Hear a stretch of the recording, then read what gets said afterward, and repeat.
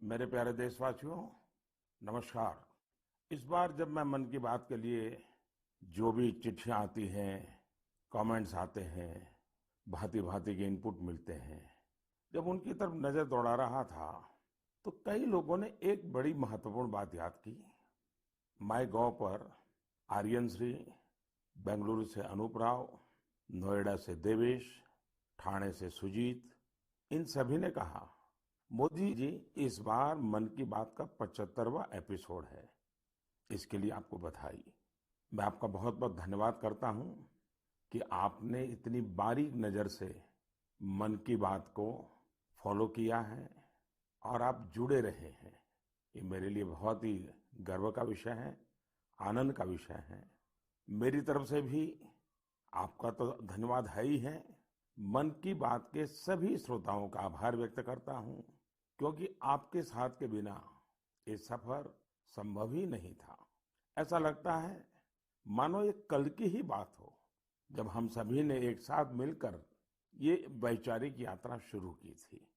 तब 3 अक्टूबर 2014 को विजयादशमी का पावन पर्व था और संयोग देखिए कि आज होलिका दहन है। एक दीप से जले दूसरा और राष्ट्र रोशन हो हमारा। इस भावना पर चलते चलते हमने ये रास्ता तय किया है।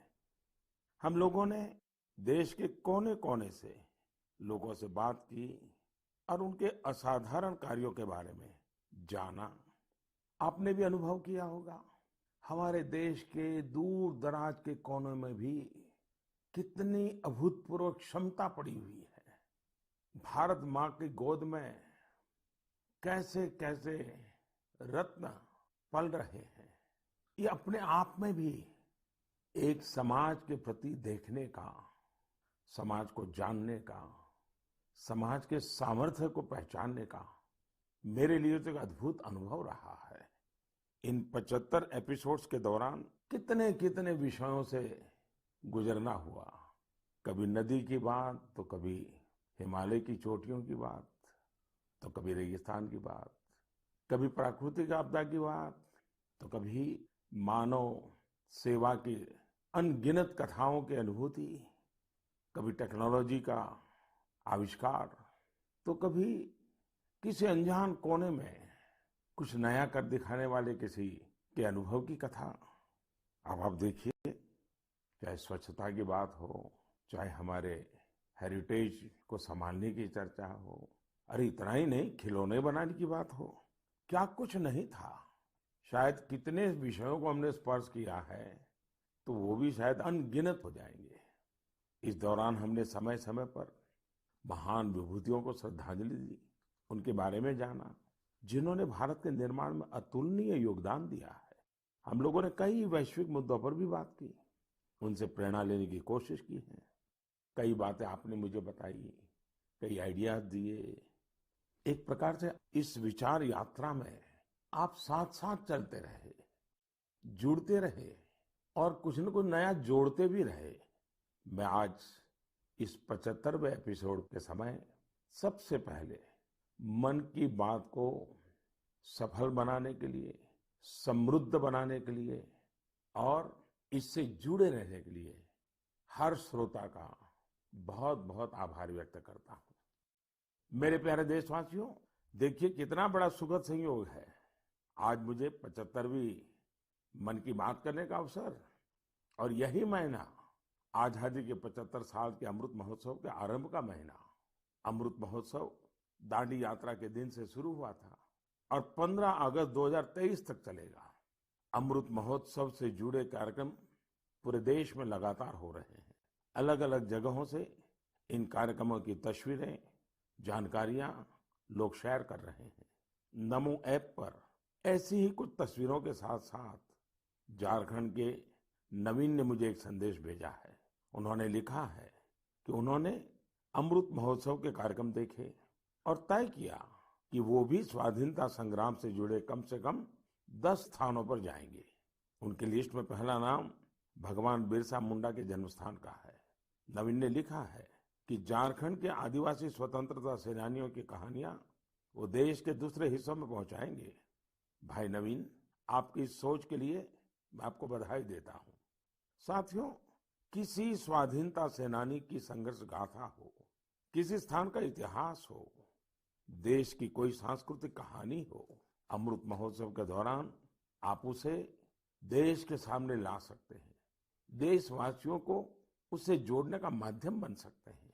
आप देखिएगा, देखते ही देखते अमृत महोत्सव ऐसे कितने ही प्रेरणादायी अमृत बिंदुओं से भर जाएगा और फिर ऐसी अमृत धारा बहेगी जो हमें भारत की आजादी के 100 वर्ष तक प्रेरणा देगी, देश को नई ऊंचाई पर ले जाएगी, कुछ न कुछ करने का जज्बा पैदा करेगी।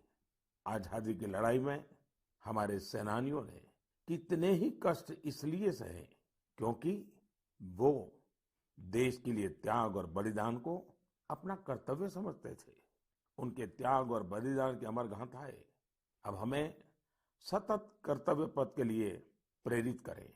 और जैसे गीता में भगवान कृष्ण ने कहा है, नियतम कुरु कर्म त्वम कर्म ज्यायो हकर्मणः, उसी भाव के साथ हम सब अपने नियत कर्तव्यों का पूरी निष्ठा से पालन करें। और आजादी का अमृत महोत्सव का मतलब यही है कि हम नए संकल्प करें, उन संकल्पों को सिद्ध करने के लिए जी जान से जुट जाएं। और संकल्प वो हो जो समाज की भलाई के हो, देश की भलाई के हो, भारत के उज्जवल भविष्य के लिए हो। और संकल्प वो हो जिसमें मेरा अपना स्वयं का कुछ न कुछ जिम्मा हो, मेरा अपना कर्तव्य जुड़ा हुआ हो। मुझे विश्वास है गीता को जीने का ये सुवर्ण अवसर हम लोगों के पास है।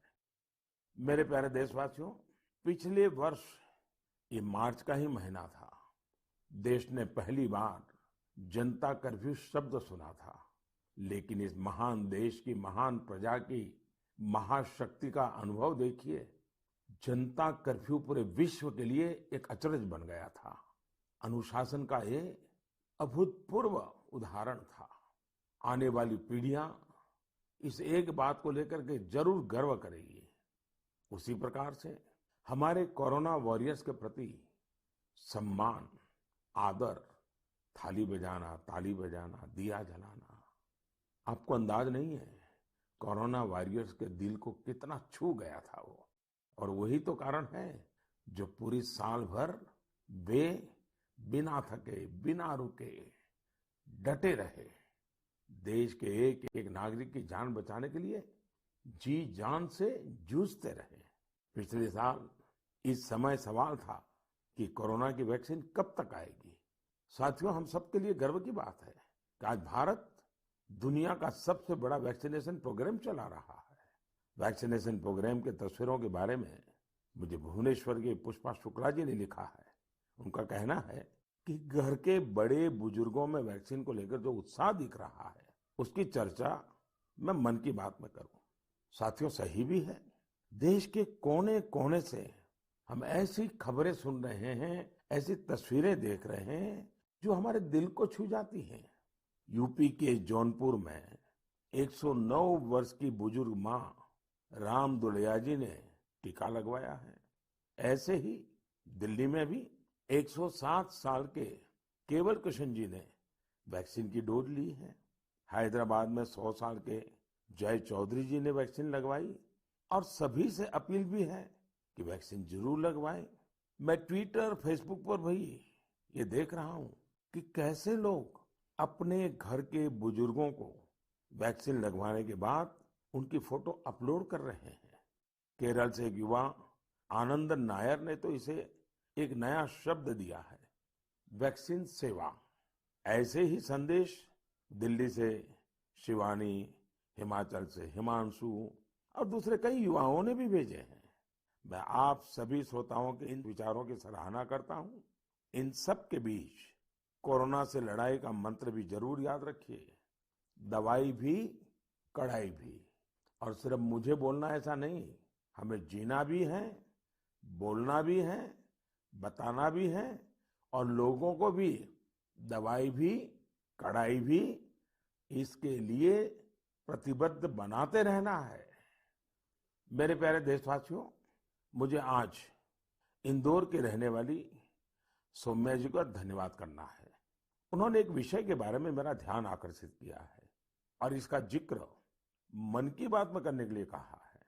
ये विषय है भारत की क्रिकेटर मिताली राज जी का नया रिकॉर्ड। मिताली जी हाल ही में अंतर्राष्ट्रीय क्रिकेट में 10,000 रन बनाने वाली पहली भारतीय महिला क्रिकेटर बनी है। उनकी इस उपलब्धि पर बहुत बहुत बधाई। वनडे इंटरनेशनल्स में 7,000 रन बनाने वाली भी वो अकेली अंतर्राष्ट्रीय महिला खिलाड़ी है। महिला क्रिकेट के क्षेत्र में उनका योगदान बहुत शानदार है। 2 दशकों से ज्यादा के कैरियर में मिताली राज जी ने हजारों लाखों को प्रेरित किया है। उनके कठोर परिश्रम और सफलता की कहानी न सिर्फ महिला क्रिकेटरों बल्कि पुरुष क्रिकेटरों के लिए भी एक प्रेरणा है। साथियों, ये दिलचस्प है, इसी मार्च महीने में जब हम महिला दिवस सेलिब्रेट कर रहे थे, तब कई महिला खिलाड़ियों ने मेडल्स और रिकॉर्ड्स अपने नाम किए हैं। दिल्ली में आयोजित शूटिंग में आईएसएसएफ वर्ल्ड कप में भारत शीर्ष स्थान पर रहा। गोल्ड मेडल की संख्या के मामले में भी भारत ने बाजी मारी। ये भारत के महिला और पुरुष निशानेबाजों के शानदार प्रदर्शन की वजह से ही संभव हो पाया। इस बीच पीवी सिंधु जी ने BWF Swiss open super 300 tournament में सिल्वर मेडल जीता है। आज एजुकेशन से लेकर एंटरप्रेन्योरशिप तक, आर्म्ड फोर्सेस से लेकर साइंस एंड टेक्नोलॉजी तक, हर जगह देश की बेटियां अपनी अलग पहचान बना रही हैं। मुझे विशेष खुशी इस बात से है कि बेटियां खेलों में अपना एक नया मुकाम बना रही हैं। प्रोफेशनल चॉइस के रूप में स्पोर्ट्स एक पसंद बनकर उभर रहा है। मेरे प्यारे देशवासियों, कुछ समय पहले हुई मैरीटाइम इंडिया समिट आपको याद है ना? इस समिट में मैंने क्या कहा था, क्या ये आपको याद है? स्वाभाविक है, इतने कार्यक्रम होते रहते हैं, इतनी बातें होती रहती हैं, हर बात कहाँ याद रहती है और उतना ध्यान भी कहाँ जाता है। स्वाभाविक है, लेकिन मुझे अच्छा लगा कि मेरे एक आग्रह को गुरु प्रसाद जी ने बहुत दिलचस्पी लेकर आगे बढ़ाया है। मैंने इस समिट में देश के लाइट हाउस कॉम्प्लेक्सेस के आसपास टूरिज्म फैसिलिटीज विकसित करने के बारे में बात की थी। गुरु प्रसाद जी ने तमिलनाडु के 2 लाइट हाउसों, चेन्नई लाइट हाउस और महाबलीपुरम लाइट हाउस की 2019 की अपनी यात्रा के अनुभवों को साझा किया है।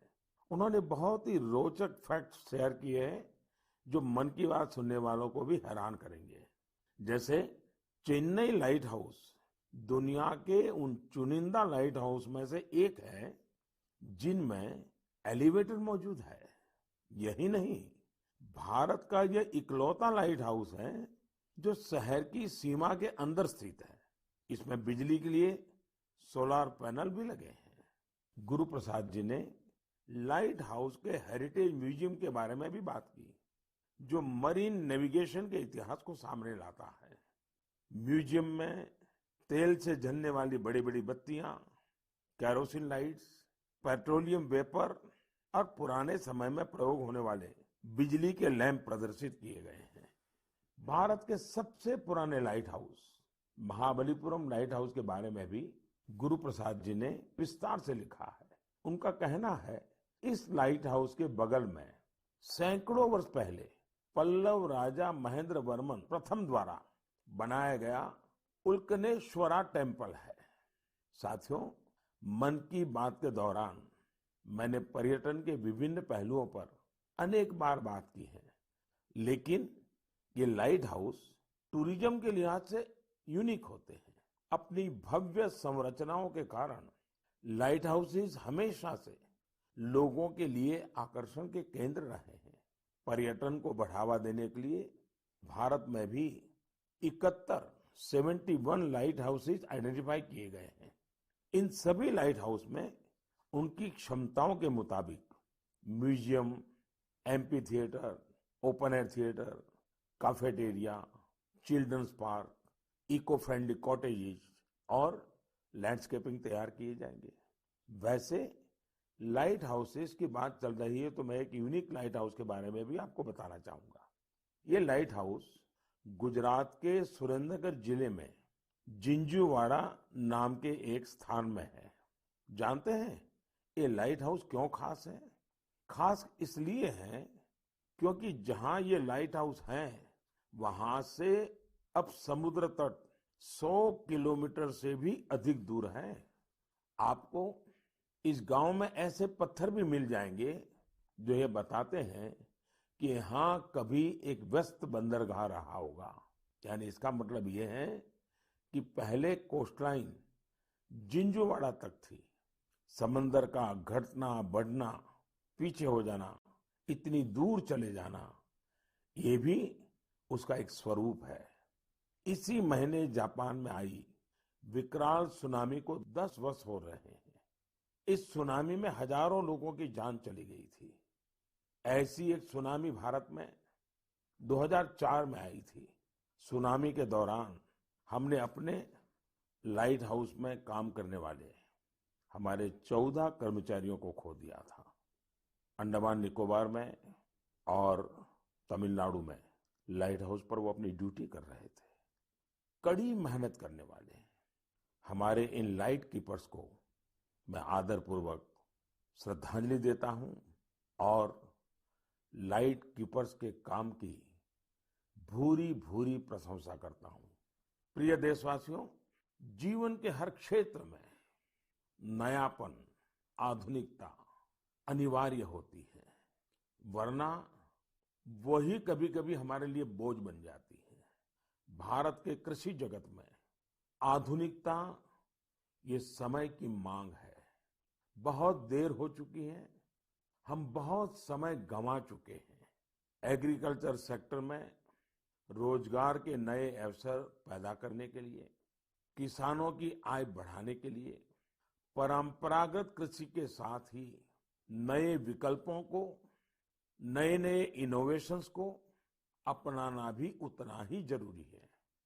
व्हाइट रिवॉल्यूशन के दौरान देश ने इससे अनुभव किया है। अब बी फार्मिंग भी ऐसा ही एक विकल्प बनकर के उभर रहा है। बी फार्मिंग देश में शहद क्रांति या स्वीट रिवॉल्यूशन का आधार बना रही है। बड़ी संख्या में किसान इससे जुड़ रहे हैं, इनोवेशन कर रहे हैं। जैसे कि पश्चिम बंगाल के दार्जिलिंग में एक गांव है गुरदुम। पहाड़ों की इतनी ऊंचाई, भौगोलिक दिक्कतें, लेकिन यहाँ के लोगों ने हनी बी फार्मिंग का काम शुरू किया और आज इस जगह पर बने शहद की, मधु की अच्छी मांग हो रही है। इससे किसानों की आमदनी भी बढ़ रही है। पश्चिम बंगाल के ही सुंदरबन इलाकों का प्राकृतिक ऑर्गेनिक हनी तो देश दुनिया में पसंद किया जाता है। ऐसा ही एक व्यक्तिगत अनुभव मुझे गुजरात का भी है। गुजरात के बनासकांठा में बस 2016 में एक आयोजन हुआ था। उस कार्यक्रम में मैंने लोगों से कहा कि यहाँ इतनी संभावनाएं हैं, क्यों न बनासकांठा और हमारे यहाँ के किसान स्वीट रिवॉल्यूशन का नया अध्याय लिखे। आपको जानकर खुशी होगी, इतने कम समय में बनासकांठा शहद उत्पादन का प्रमुख केंद्र बन गया है। आज बनासकांठा के किसान हनी से लाखों रुपए सालाना कमा रहे हैं। ऐसा ही एक उदाहरण हरियाणा के यमुनानगर का भी है। यमुनानगर में किसान बी फार्मिंग करके सालाना कई 100 टन शहद पैदा कर रहे हैं, अपनी आय बढ़ा रहे हैं। किसानों की इस मेहनत का परिणाम है कि देश में शहद का उत्पादन लगातार बढ़ रहा है और सालाना करीब 1.25 लाख टन पहुंचा है। इसमें से बड़ी मात्रा में शहद विदेशों में निर्यात भी हो रहा है। साथियों, हनी बी फार्मिंग में केवल शहद से ही आय नहीं होती, बल्कि बी वैक्स भी आय का एक बहुत बड़ा माध्यम है।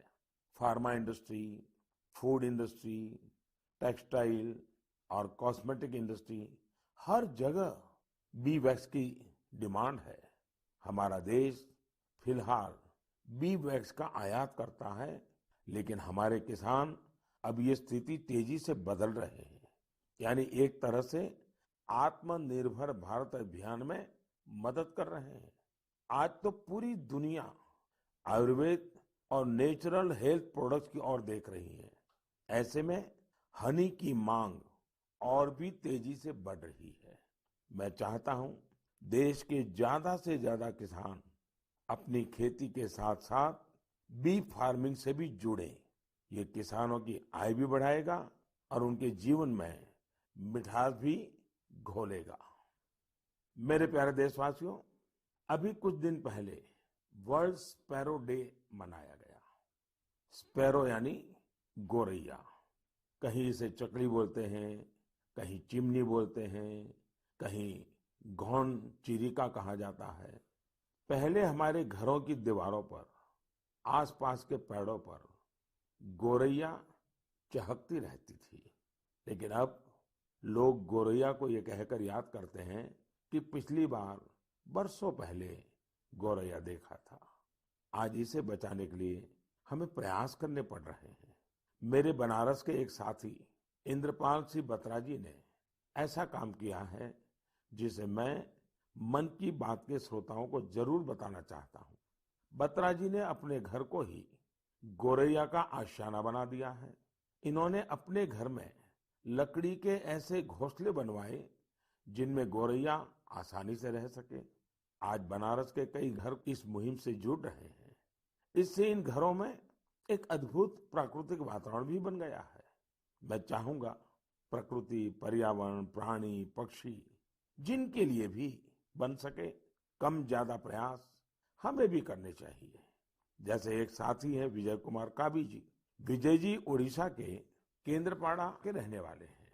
केंद्रपाड़ा समुद्र के किनारे है, इसलिए इस जिले के कई गांव ऐसे हैं जिन पर समुद्र की ऊंची लहरों और साइक्लोन का खतरा रहता है। इससे कई बार बहुत नुकसान भी होता है। विजय जी ने महसूस किया कि अगर इस प्राकृतिक तबाही को कोई रोक सकता है तो वो प्रकृति ही रोक सकती है। फिर क्या था, विजय जी ने बड़ा कोट गांव से अपना मिशन शुरू किया। उन्होंने 12 साल, साथियों 12 साल मेहनत करके गांव के बाहर समुद्र की तरफ 25 एकड़ का मैंग्रोव जंगल खड़ा कर दिया। आज ये जंगल इस गांव की सुरक्षा कर रहा है। ऐसा ही काम ओडिशा के ही पारादीप जिले में एक इंजीनियर अमरेश सामंती जी ने किया है। अमरेश जी ने छोटे छोटे जंगल लगाए हैं जिनसे आज कई गांवों का बचाव हो रहा है। साथियों, इस तरह के कामों में अगर हम समाज को साथ जोड़ लें तो बड़े परिणाम आते हैं। जैसे तमिलनाडु के कोयम्बटूर में बस कंडक्टर का काम करने वाले मरिमुथु योगनाथन जी हैं। योगनाथन जी अपनी बस के यात्रियों को टिकट देते हैं तो साथ में ही एक पौधा भी मुफ्त देते हैं। इस तरह योगनाथन जी न जाने कितने ही पेड़ लगवा चुके हैं। योगनाथन जी अपने वेतन का काफी हिस्सा इसी काम में खर्च करते आ रहे हैं। अब इसको सुनने के बाद ऐसा कौन नागरिक होगा जो मरिमुथु योगनाथन जी के काम की प्रशंसा न करे। मैं हृदय से उनके इस प्रयासों को बहुत बधाई देता हूं, उनके इस प्रेरक कार्य के लिए। मेरे प्यारे देशवासियों, वेस्ट से वेल्थ यानी कचरे से कंचन बनाने के बारे में हम सब ने देखा भी है, सुना भी है और हम भी औरों को बताते रहते हैं। कुछ उसी प्रकार से वेस्ट को वैल्यू में बदलना का भी काम किया जा रहा है। ऐसा ही एक उदाहरण केरल के कोच्चि के सेंट टेरेसा कॉलेज का है। मुझे याद है कि 2017 में मैं इस कॉलेज के कैंपस में एक बुक रीडिंग पर आधारित कार्यक्रम में शामिल हुआ था। इस कॉलेज के स्टूडेंट्स रीयूजेबल टॉयज बना रहे हैं, वो भी बहुत ही क्रिएटिव तरीके से। ये स्टूडेंट्स पुराने कपड़ों, फेंके गए लकड़ी के टुकड़ों, बैग और बॉक्सेस का इस्तेमाल खिलौने बनाने में कर रहे हैं। कोई विद्यार्थी पजल बना रहा है, तो कोई कार और ट्रेन बना रहा है। यहाँ इस बात का विशेष ध्यान दिया जाता है कि खिलौने सेफ होने के साथ साथ चाइल्ड फ्रेंडली भी हो। और इस पूरे प्रयास की एक अच्छी बात ये भी है कि ये खिलौने आंगनवाड़ी बच्चों को खेलने के लिए दिए जाते हैं। आज जब भारत खिलौनों की मैन्युफैक्चरिंग में काफी आगे बढ़ रहा है, तो वेस्ट से वैल्यू के ये अभियान, ये अभिनव प्रयोग बहुत मायना रखते हैं। आंध्र प्रदेश के विजयवाड़ा में एक प्रोफेसर श्रीनिवास पदकांडला जी हैं। वे बहुत ही रोचक कार्य कर रहे हैं। उन्होंने ऑटोमोबाइल मेटल स्क्रैप से स्कल्पचर्स बनाए हैं। उनके द्वारा बनाए गए विशाल स्कल्पचर्स सार्वजनिक पार्कों में लगाए गए हैं और लोग उन्हें बहुत उत्साह से देख रहे हैं। इलेक्ट्रॉनिक और ऑटोमोबाइल वेस्ट की रिसाइकलिंग का यह एक अभिनव प्रयोग है। मैं एक बार फिर कोच्चि और विजयवाड़ा के इन प्रयासों की सराहना करता हूं और उम्मीद करता हूं कि और लोग भी ऐसे प्रयासों में आगे आएंगे। मेरे प्यारे देशवासियों, भारत के लोग दुनिया के किसी कोने में जाते हैं तो गर्व से कहते हैं कि वो भारतीय हैं। हम अपने योग, आयुर्वेद, दर्शन, न जाने क्या कुछ नहीं है हमारे पास, जिसके लिए हम गर्व करते हैं, गर्व की बातें करते हैं। साथ ही अपनी स्थानीय भाषा, बोली, पहचान, पहनाव, खान पान, उसका भी गर्व करते हैं। हमें नया तो पाना है और वही तो जीवन होता है, लेकिन साथ साथ पुरातन गंवाना भी नहीं है। हमें बहुत परिश्रम के साथ अपने आसपास मौजूद अथाह सांस्कृतिक धरोहर का संवर्धन करना है, नई पीढ़ी तक पहुंचाना है। यही काम आज असम के रहने वाले सिकारी टिस्सौ बहुत ही लगन के साथ कर रहे हैं। कार्बी आंगलोंग जिले के सिकारी टिस्सौ जी पिछले 20 सालों से कार्बी भाषा का डॉक्यूमेंटेशन कर रहे हैं। किसी जमाने में, किसी युग में कार्बी आदिवासी भाई बहनों की भाषा कार्बी आज मुख्य धारा से गायब हो रही है। श्रीमान सिकारी टिस्सौ जी ने तय किया था कि अपनी इस पहचान को वो बचाएंगे और आज उनके प्रयासों से कार्बी भाषा की काफी जानकारी डॉक्यूमेंटेड हो गई है। उन्हें अपने इन प्रयासों के लिए कई जगह प्रशंसा भी मिली है और अवार्ड भी मिले हैं। मन की बात के द्वारा श्रीमान सिकारी टिस्सौ जी को मैं तो बधाई देता ही हूं, लेकिन देश के कई कोने में इस प्रकार से कई साधक होंगे जो एक काम लेकर के खपते रहते होंगे। मैं उन सबको भी बधाई देता हूं। मेरे प्यारे देशवासियों, कोई भी नई शुरुआत यानी न्यू बिगिनिंग हमेशा बहुत खास होती है। न्यू बिगिनिंग का मतलब होता है न्यू पॉसिबिलिटीज, नए प्रयास, और नए प्रयासों का अर्थ है नई ऊर्जा और नया जोश। यही कारण है कि अलग अलग राज्यों और क्षेत्रों में एवं विविधता से भरी हमारी संस्कृति में किसी भी शुरुआत को उत्सव के तौर पर मनाने की परंपरा ही रही है। और ये समय नई शुरुआत और नए उत्सवों के आगमन का है। होली भी तो बसंत को उत्सव के तौर पर ही मनाने की एक परंपरा है। जिस समय हम रंगों के साथ होली मना रहे होते हैं, उसी समय बसंत भी हमारे चारों ओर नए रंग बिखेर रहा होता है। इसी समय फूलों का खिलना शुरू होता है और प्रकृति जीवंत हो उठती है। देश के अलग अलग क्षेत्रों में जल्द ही नया साल भी मनाया जाएगा, चाहे उगादी हो या पुथंडू, गुड़ी पड़वा हो या बिहू, नवरे हो या पोइला, या फिर बोईशाख हो या बैसाखी।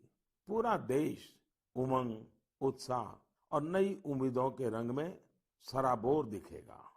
इसी समय केरल भी खूबसूरत त्योहार विशु मनाता है। इसके बाद जल्द ही चैत्र नवरात्रि का पावन अवसर भी आ जाएगा। चैत्र महीने के 9वें दिन हमारे यहाँ रामनवमी का पर्व होता है। इसे भगवान राम के जन्मोत्सव के साथ ही न्याय और पराक्रम के एक नए युग की शुरुआत के रूप में भी माना जाता है। इस दौरान चारों ओर धूमधाम के साथ ही भक्ति भाव से भरा माहौल होता है, जो लोगों को और करीब लाता है, उन्हें परिवार और समाज से जोड़ता है, आपसी संबंधों को मजबूत करता है। इन त्योहारों के अवसर पर मैं सभी देशवासियों को शुभकामनाएं देता हूं। साथियों, इस दौरान 4 अप्रैल को देश ईस्टर भी मनाएगा। जीसस क्राइस्ट के पुनर्जीवन के उत्सव के रूप में ईस्टर का त्योहार मनाया जाता है। प्रतीकात्मक रूप से कहें तो ईस्टर जीवन की नई शुरुआत से जुड़ा है। ईस्टर उम्मीदों के पुनर्जीवित होने का प्रतीक है। On this Holi and auspicious occasion I greet not only the Christian community in India but also Christians globally. मेरे प्यारे देशवासियों, आज मन की बात में हमने अमृत महोत्सव और देश के लिए अपने कर्तव्यों की बात की। हमने अन्य पर्वों और त्योहारों को भी चर्चा की है। इसी बीच एक और पर्व आने वाला है जो हमारे संवैधानिक अधिकारों और कर्तव्यों की याद दिलाता है। वो है 14 अप्रैल डॉक्टर बाबा साहब आम्बेडकर की जन्म जयंती। इस बार अमृत महोत्सव में तो ये अवसर और भी खास बन गया है। मुझे विश्वास है बाबा साहब की इस जन्म जयंती को हम जरूर यादगार बनाएंगे, अपने कर्तव्यों का संकल्प लेकर उन्हें श्रद्धांजलि देंगे। इसी विश्वास के साथ आप सभी को पर्व त्योहारों की एक बार फिर शुभकामनाएं हैं।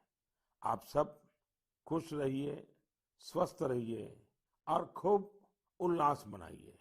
इसी कामना के साथ फिर से याद कराता हूं, दवाई भी कड़ाई भी। बहुत बहुत धन्यवाद।